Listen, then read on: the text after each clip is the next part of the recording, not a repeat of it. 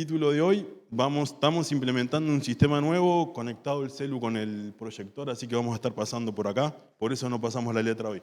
Pero el título de la prédica se llama El lamento en la voluntad, pero como lo ven que está en la al revés, es lamento y voluntad. Depende de cómo cada uno quiera tomarlo. Amén. Vamos a leer la palabra. No les voy a decir porque esto se lo voy a leer yo, ¿sí? Está en Lamentaciones, vamos a arrancar con eso, y arranca diciendo el título. Se pueden sentar, hermanos, ya, disculpen, no les dije. El título dice, Tristezas de Sión, la cautiva. ¿Cómo ha quedado sola la ciudad populosa? La grande entre las naciones se ha vuelto como viuda. La señora de provincias ha sido hecha tributaria. Amargamente llora en la noche y sus lágrimas están en sus mejillas. No tiene quien la consuele de todos sus amantes. Todos sus amigos le faltaron, se le volvieron enemigos. Judá ha ido en cautiverio a causa de la aflicción y de la dura servidumbre. Ella habitó entre las naciones y no halló descanso. Todos sus perseguidores la alcanzaron entre las estrechuras. Las calzadas de Sión tienen luto, porque no hay quien venga a las fiestas solemnes. Todas sus puertas están asoladas, sus sacerdotes gimen, sus vírgenes están afligidas, y ella tiene amargura. Sus enemigos han sido hechos príncipes, sus aborrecedores fueron prosperados, porque Jehová la afligió por la multitud de sus rebeliones. Sus hijos fueron en cautividad delante del enemigo. Desapareció de la hija de Sión toda su hermosura. Sus príncipes fueron como siervos que no hallan pasto, y anduvieron sin fuerza delante del perseguidor. Jerusalén, cuando cayó su pueblo en manos del enemigo, y no hubo quien la ayudase, se acordó de los días de su aflicción y de sus rebeliones, y todas las cosas agradables que tuvo desde los tiempos antiguos, la miraron los enemigos y se burlaron de su caída. Amén. Lamentaciones. Vamos a entrar en un contexto histórico primeramente para después ir bien adentrados al mensaje. Cuando rey Salomón se murió, el reino de Israel se dividió en dos partes. El reino de Israel con su capital Samaria y el reino de Judá con su capital Jerusalén. A causa de todas sus iniquidades, Dios le permitió al rey de Babilonia, Nabucodonosor, poder tomar como vasallo al rey de Judá, que en ese momento era Joacim. Quedó al mando su hijo, Joaquín, quien también se rebeló contra Babilonia, mostrándole todos los tesoros que había en el templo, y así es como cayó por altivarse, y lo llevaron en cautividad también a Joaquín. Al no tener, al seguir la rama de descendencia del trono, le tocaba el turno al tío, al hermano de Joacim, que era Sedequías. Sedequías se sublevó contra el reino de Babilonia sin el apoyo de Dios, y a causa de eso hubo destrucción. Pero ¿qué pasó en el medio? Cuando Sedequías se rebeló contra Babilonia, Nabucodonosor, con todo su poder y ejército, asedió la ciudad de Judá. Lo tuvieron asediada durante 18 meses, cuando generalmente se está hablando que en esa época los reinos tenían suministros para no más de 3 meses.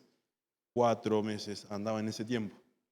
Y el reino de Judá tenía, obviamente, no tenía unas grandes arcas donde puedan guardar suministros, ni tampoco la tecnología que quizás tenemos ahora para poder guardar suministros para darle a su pueblo. Entonces, lo que pasó fue que a los 4 o 5 meses no tenían agua, no tenían comida, no tenían esperanza. Rápidamente entraban en desesperación, los deseos carnales e instintivos del hombre quedaron a flor de piel. Se comenta que hubo un gran lamento, y ahí es donde en ese momento contemporáneo se cree que Jeremías fue el que escribió Lamentaciones. Si bien no hay un dato bíblico en el que hable que Jeremías es el que escribió Lamentaciones, pero al ser contemporáneo y el tipo de escritura que tenía, Se cree que Jeremías, el profeta Jeremías, fue el que escribió Lamentaciones. Vamos ahora a explicar el libro. Lamentaciones son 5 poemas, 5 lamentos, que en esa época se usaban mucho para explicar las tristezas y las desolaciones de las naciones. Eran cánticos que usaban la gente para expresar su dolor y su descontento y su desazón por todo el mal que le estaba pasando. En el libro escrito no había una luz sola de esperanza. Todo estaba en ruinas, acabado, sus vidas destruidas, sus seguridades perdidas. Y ese era el dolor que Jeremías quería tratar de expresar en este libro. El autor no está inventando un género literario, amén. Ya se usaba antes en salmos, hay unos cuantos salmos que también son lamentos, en los que habla también cuando el rey David había sentido que había pecado contra Dios. Ese también es un lamento que se puede usar como ejemplo. Su uso tiene paralelismo, tiene repeticiones, apóstrofes, juegos de palabras que eran adecuados para comunicar las insondables profundidades de sufrimiento y dolor que el alma humana es capaz de experimentar. Este libro está escrito desde la perspectiva de un ojo ocular, pero no es un relato periodístico ni histórico. En cambio, es una descripción emotiva y poética de cómo de cómo la historia, cómo la estaba viviendo el pueblo de Judá en ese entonces. Estos lamentos fueron escritos para ser cantados y el lamento bíblico tiene como propósito darle sentido al sufrimiento desde la perspectiva de Dios. El pueblo es llamado a expresar con libertad sus sentimientos, sin maquillarlos u ocultarlos, pero también a ubicar al Señor dentro de esa realidad como soberano sobre todas las cosas. Por eso los lamentos no solamente son un desahogo emocional para el Hijo de Dios, sino que es una búsqueda sincera de Dios en arrepentimiento y reconocimiento de las consecuencias por haber pecado y haberse alejado del Señor. El fin del lamento no es fatalista, sino es la restauración de la relación quebrada con Dios o el súplico o el anhelo de ese que escribe para que su pueblo pueda ser restaurado por Dios. Al observar esta regla formal, se muestra que las lamentaciones no son solo un torrente de dolor, sino que es una respuesta que nos lleva a pensar y a considerar ese problema. En términos, hablando literarios, la naturaleza ordenada de la poesía contrasta con el caos que estaba viviendo el pueblo de Israel.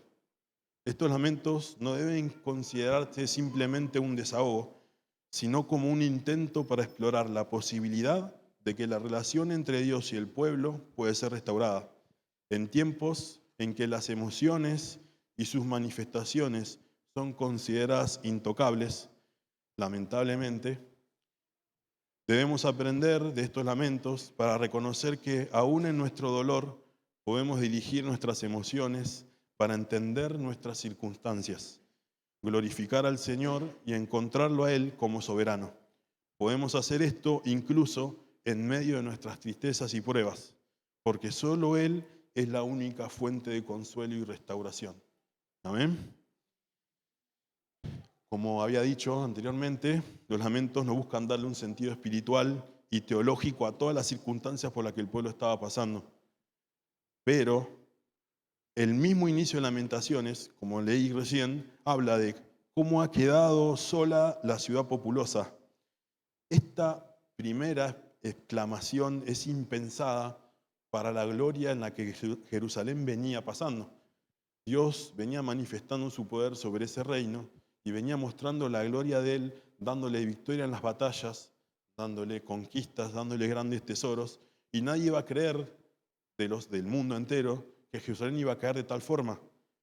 Pero esta primera descripción no nos llega a nosotros a caber en nuestra mente es pensar de qué forma había caído y de qué forma había sido asolada, porque en esos momentos, cuando una ciudad era asediada y más por tanto tiempo, era una vergüenza. Era una vergüenza que el rey en ese momento no se haya entregado a los 3 meses y haberse dado cuenta de que su pueblo estaba muriendo de hambre y de sed. Sin embargo, Se habla de que Dios nubló el entendimiento de Sedequías y hizo caer como en una nube su pensamiento, su razón.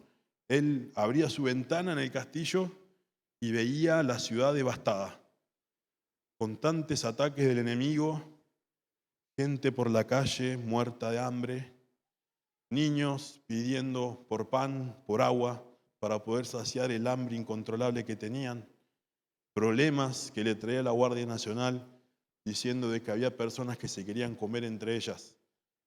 ¿En qué espacio en nuestra cabeza cabe pensar de que nosotros somos capaces de comernos entre nosotros, y más el pueblo de Dios?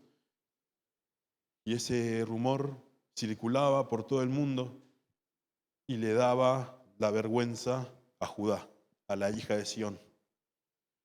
Jeremías, al ver todo eso en primera persona, suponemos que estaba desgarrado al ver cómo sus hermanos estaban viviendo ese día a día de asedio, y sigue describiendo la amargura, la ausencia de consuelo, el llanto, el abandono, la traición, el luto. Describe de muchas maneras el tremendo dolor vivido que él mismo y todo el pueblo están experimentando. Es notable cómo se refiere de manera especial a los niños que sufren la devastación del ataque, la caída de Jerusalén y sus consecuencias posteriores. Los niños son llevados al cautiverio, en el 1:4 nos habla de eso, desfallecen de hambre en las calles mientras piden comida a sus madres. Jeremías observa con horror cómo madres cuecen a sus propios hijos para alimentarse. Cada una de sus frases tajantes solo demuestra el inmenso dolor, la angustia y desolación de toda la población, empezando por los más vulnerables, que son los niños. En Lamentaciones 4, versículos 4 y 5, dice: la lengua del niño de pecho se pegó a su paladar por la sed. Los pequeñuelos pidieron pan y no hubo quien se lo repartiese. Los que comían delicadamente fueron asolados en las calles. Los que se criaron entre púrpura se abrazaron a los estercoleros. Cuando acá comenta que se criaron entre púrpura, el color púrpura era un color de ropa que denotaba que esa persona era de clase alta. Era muy difícil conseguirlo, era muy caro comprar ropa de ese color, y por eso se habla que la misma primera clase de esa ciudad andaba por las calles mendigando pan y agua. Así que imagínense si ellos hacían pasar tenían un buen pasar, tenían que andar igual que los de clase baja mendigando por las calles, ¿no? No terminaba solo con lamentarse por la situación humana, sino que levanta la vista y es capaz de ver que hay un Dios soberano detrás de todo y que lo lleva a decir: porque el Señor ha afligido por la multitud de sus transgresiones. No quiere quedarse solo con la visión de devastación y terrible pérdida, sino que Él involucra al Señor y le pide en varias oportunidades a lo largo del libro, que estaría muy bueno que cuando vayamos a nuestras casas lo leamos con ese sentido. En el 1:9 dice: mira, oh Jehová, mi aflicción. En el 1:11 dice: observa que me están despreciando. En el 1:20, observa que estoy angustiada. En el 2:20, ve que estoy abatida. En el 5:1, ve nuestro aprobio.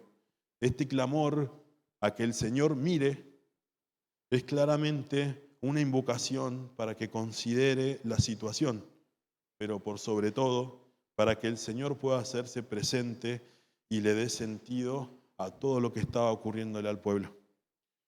La mayoría de las veces no busco darle sentido a mi dificultad o aflicción a través del Señor. Sí deseo que Él intervenga y cambie la situación, pero no me esfuerzo por descubrir la providencia de Dios, su voluntad soberana en todo lo que me está pasando y me aflige. Es más fácil creer que el Señor se descuidó o no estuvo presente que pensar que el Señor mismo pudo haber propiciado mi angustia. Pero eso mismo es lo que declara Jeremías infinidad de veces a lo largo del libro. No nos equivoquemos al pensar que Babilonia es la protagonista de este libro, sino cuando en realidad el protagonista es Dios, quien ha devorado a Israel, ha devorado todos sus palacios, destruido sus fortalezas y ha multiplicado en la hija de Sión la tristeza y el lamento. Jeremías entiende la fuente de su lamento, que es Dios mismo. Esto puede sonar completamente inentendible en estos tiempos que reducimos a Dios solamente a alguien que nos provee nuestras dificultades y nuestros problemas. Y cuando la mayoría dan declaraciones de poder y prosperidad. Sin embargo, no fue eso lo que Job dijo. Refiriéndonos a Job, ¿en quién más podemos referirnos al cristiano que pierde algo? En Job 1:1, Job, sin todavía haber pasado por todo lo que pasó, él comenta, dice, Jehová dio y Jehová quitó. Sea el nombre de Jehová bendito. Sin todavía haber pasado por todas sus pruebas, él mismo declaraba que era Dios el que daba y Dios el que quitaba. Y es importantísimo y entender y creer que en el momento de nuestra prueba podamos darnos cuenta de que Dios es el que nos da y Dios es el que nos quita.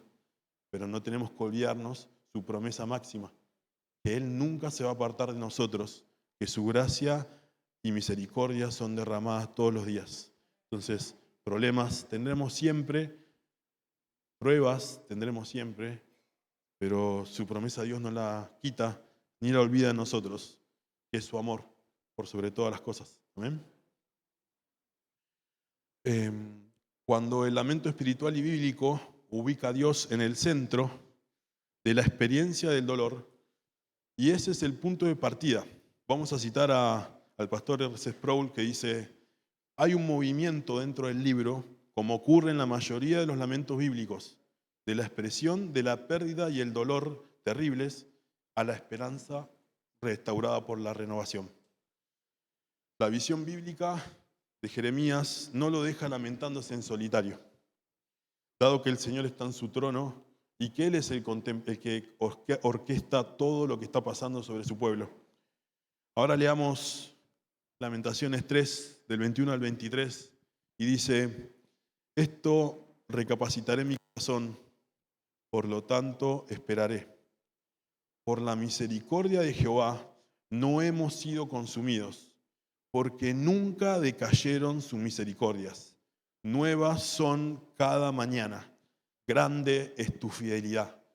¿Cuántas veces hemos nombrado este versículo para dar aliento a alguien? Pero hermanos, cada vez que comentemos esto, acuérdense del momento en que Jeremías estaba escribiendo esta parte de la Biblia. Cuán devastado estaba a su alrededor y su interior mismo, que él, en su infinito dolor y tristeza, por la misericordia de Dios y por la guía del Señor, es inspirado a escribir esto. No importa que mis hijos sean cocidos y sean comidos por mí mismo. No importa que mi estómago cruja del hambre, que no me permita ni siquiera pensar, ni siquiera oír, ni siquiera dormir. No importa que mi lengua esté seca, quizás como les está a mí ahora por los nervios que tengo. No me quiero imaginar de estar días sin tomar agua. No importa la sed que tenga, sus misericordias son nuevas cada mañana. Gracias a Dios que nosotros no vivimos en ese momento, que muchos pagaron el precio y que Él pagó el precio por nosotros. Porque me trataba de meter, yo cada vez que leo la Biblia trato de meterme en esas circunstancias en las que habla el escritor y no me imagino viviendo en esa situación, en ese específico lugar. Mi carnalidad me diría, lo menos que estaría sería estar alabándole a Dios. Es algo que puede llegar a pasar. Nuestra carne estaba totalmente aprobio con las bendiciones y las promesas que Dios nos daba.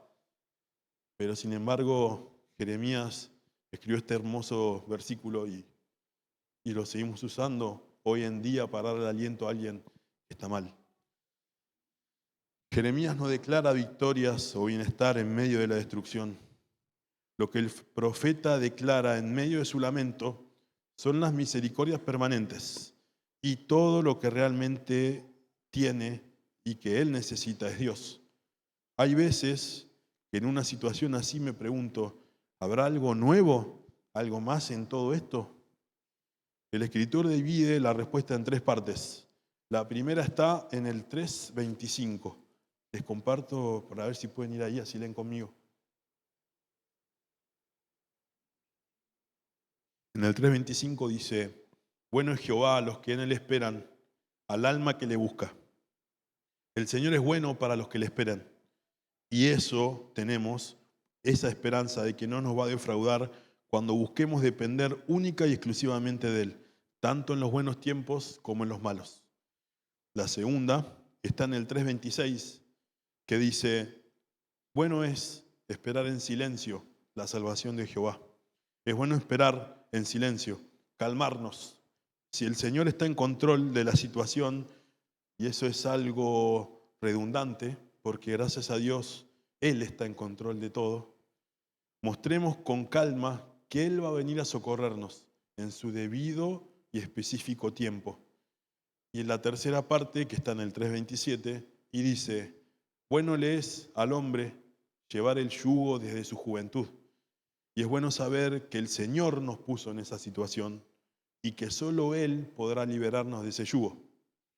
Debido a que estamos en sus manos, reconoce que lo que estás atravesando no es por gusto y que el Señor no rechaza para siempre, sí aflige, pero también se compadecerá, según su gran misericordia.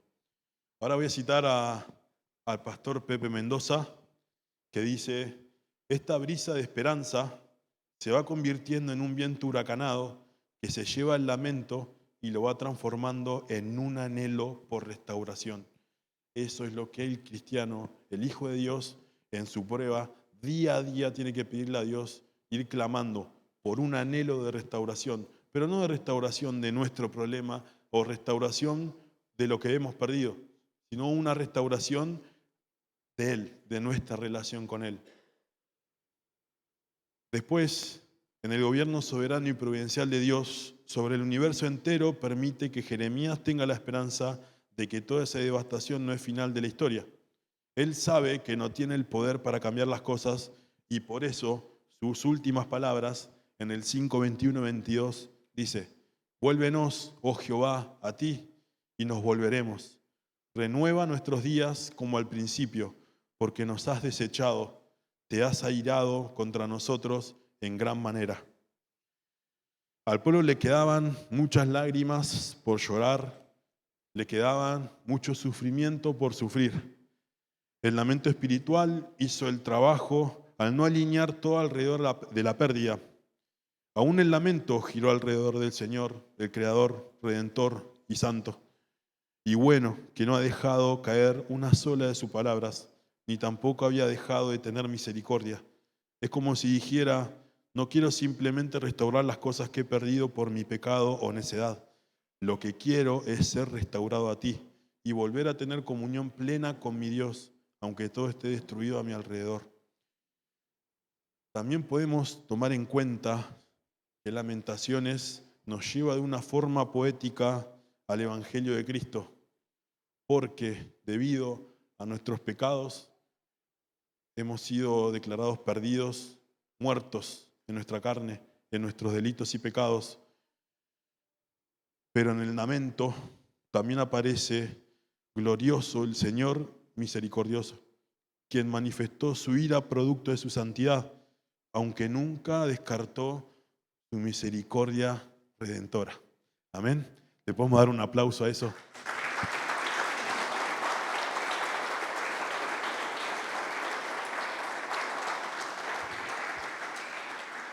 Su misericordia se renueva todas las mañanas.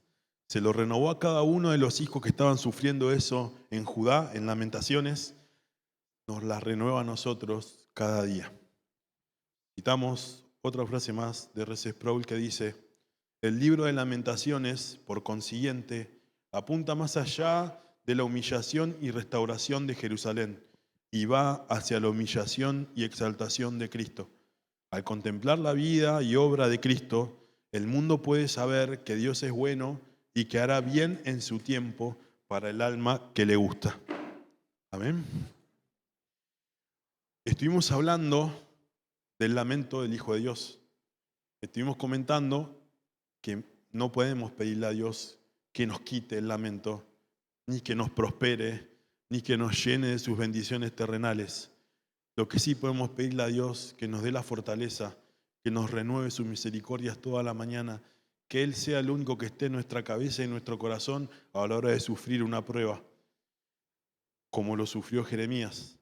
Y nos da un claro ejemplo de que todos estos 5 lamentos, al ser todo devastación, el Señor, más adelante, si se dignan a leer Esdras, pueden ver cómo su mano, así como fue de justicia al principio, es redentora y de restauración al llevar a otra vez levantar el templo, otra vez levantar Jerusalén, otra vez levantar a sus hijos, sacar a sus hijos del cautiverio de Babilonia, ponerlos de nuevo en su nación y poder restaurarlos nuevamente. Amén. O sea, la promesa de Dios está en todo este libro. Nosotros podemos leer Lamentaciones y seguimos leyendo y vemos como ese mismo pueblo que estaba totalmente sin esperanza, sin ningún tipo de alegría, se llena de gozo al ver que el Señor pone su mano para otra vez restaurarlo. Esto es lo que hablamos respecto al lamento. Ahora hablemos de la voluntad. Los teólogos dividieron la voluntad de Dios en 2 tipos: la voluntad revelada y la voluntad oculta. La voluntad revelada se encuentra acá mismo. Esta es la voluntad revelada de Dios para cada uno de sus hijos. Y la voluntad oculta es la que nosotros no vamos a saber nunca hasta que Él nos la revele cuando ya la hemos pasado. No conocemos su voluntad hasta que se cumple. Por el contrario, la voluntad revelada de Dios es lo que nos ha dado para conocer en las Escrituras. Por ejemplo, sabemos que es voluntad de Dios que amemos a nuestro prójimo, frenemos nuestras lenguas, actuemos con justicia, amemos la misericordia, caminemos humildemente. Sabemos que la voluntad de Dios no matar, no robar, no engañarnos, no mentirnos, no calumniarnos, ni siquiera que nos jactemos en nosotros mismos. ¿Y cómo lo sabemos? Porque nos lo ha dicho en su palabra. Este tema fue tocado en el primer año de Teología Sistemática que dio nuestro pastor.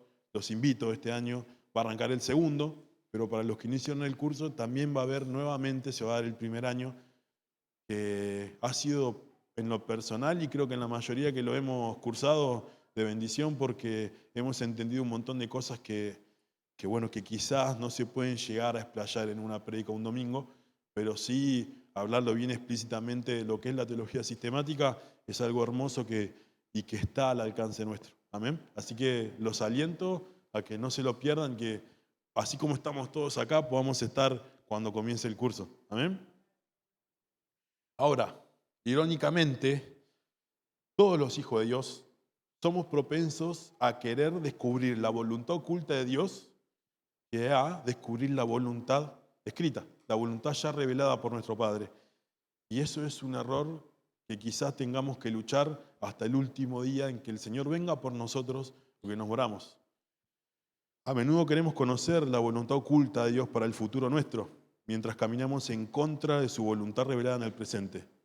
En cambio, debemos estudiar diligentemente y tratar de comprender la voluntad revelada, mientras nos sentamos bajo nuestra predicación y enseñanza, leyendo, estudiando, memorizando nuestras Biblias, dentro de una comunidad de pacto que es en la que estamos, creceremos en nuestra capacidad de conocer la voluntad revelada de Dios y a medida que renovamos nuestras mentes, el Espíritu de Dios nos ayudará no solo a discernir la voluntad de Dios, como cita Romanos 12:2, no os conforméis a este siglo, sino transformaos por medio de la renovación de vuestro entendimiento, para que comprobéis cuál sea la buena voluntad de Dios, agradable y perfecta.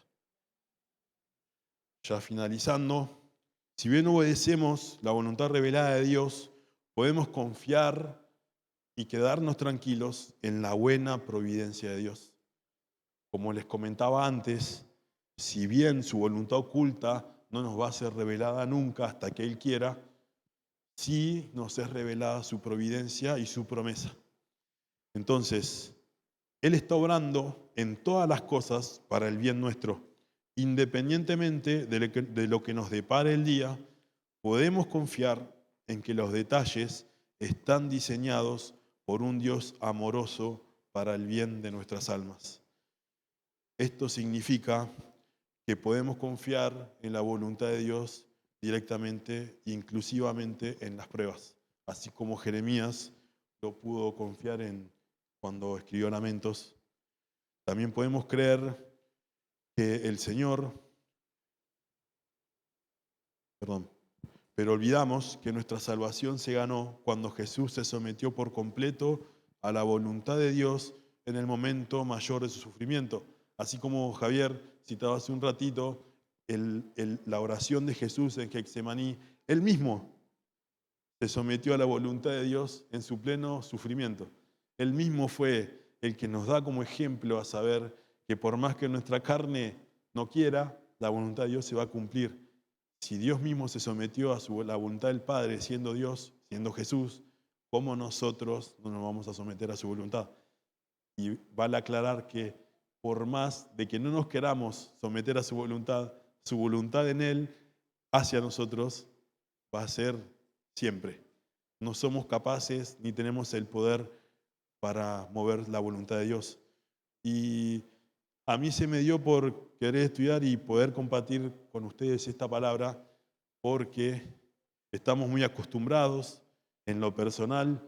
Vengo de una iglesia, de iglesias en las que se hablaba mucho de que nuestra oración tenía poder para mover la mano de Dios. Y quizás es algo en lo que hoy día, cada vez que voy al Señor, esté arrepentido. Porque nuestra oración sí tiene poder. Porque Dios nos manda a orar y velar, como decía Javi. Pero su voluntad nunca va a ser quebrada ni cambiada. Por lo que estemos pasando, ¿tenemos que orar? Sí, tenemos que orar. Tenemos que pedirle a Dios no que cambie nuestra situación, sino que nos dé los medios necesarios para poder sobrepasar ese problema en el que estamos y podamos darle gloria a Él, porque en el futuro vamos a entender, Él mismo nos va a mostrar del porqué de esa prueba. Concluimos con este breve texto que dice que nuestro lamento por el proceso de la prueba no debe estar distanciado del entendimiento de la voluntad de nuestro Señor. Hermanos, confiemos en que nuestro Dios es inmutable, eterno, omnipresente y todas las cualidades que podamos nombrar respecto a Él. Pero sobre todo, Dios es justicia y también es amor. Aprendamos en nuestro proceso de la prueba a saborear en nuestra amargura el dulce néctar de su salvación y misericordia, sabiendo que es Él el que lleva el control de nuestras vidas. Amén.